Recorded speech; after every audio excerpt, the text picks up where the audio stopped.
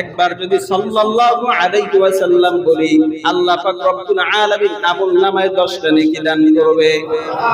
একবার যদি সাল্লাল্লাহু আলাইহি ওয়াসাল্লাম বলি, আল্লাহ পাক রব্বুল আলামিন আমলনামা থেকে 10টা গুনাহ মাফ করে দিবে। একবার যদি সাল্লাল্লাহু আলাইহি ওয়াসাল্লাম বলি, আল্লাহ পাক রব্বুল আলামিনের দরবারে 10 গুণ মর্যাদা বেড়ে যাবে। একবার দুরূদ পড়ার এত ফজিলত, এত ফজিলত, 10টা গুনাহ মাফ হয়, 10টা নেকি আমলনামায় যোগ হয়, 10 গুণ মর্যাদা আল্লাহ তাআলার কাছে বৃদ্ধি পেয়ে যায়। তাহলে অযথা সময় নষ্ট না করিয়া দুরূদ শরীফ পড়ার দরকার আছে না নাই? চায়ের দোকানে সময় কম দিয়া, বাজারে সময় কম দিয়া, আল্লাহ রাসূল সাল্লাল্লাহু আলাইহি ওয়াসাল্লামের উপরে দুরূদ পড়ার দরকার আছে না নাই?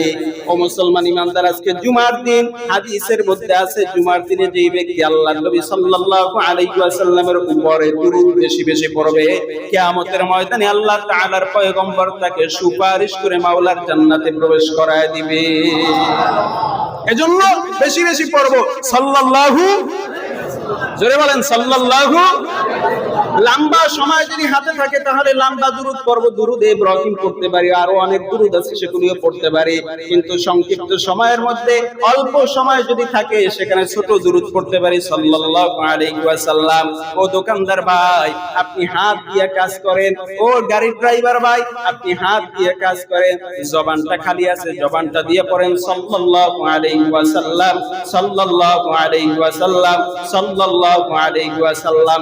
একবার পড়লে 10টা গুনাহ মাফ, একবার পড়লে 10টা নেকি আমলনামায় যোগ, একবার পড়ার দ্বারা আল্লাহ তাআলার দরবারে 10 গুণ মর্যাদা বুলন্দ হয়ে যায়। সুবহানাল্লাহ। পড়ব তো ইনশাআল্লাহ।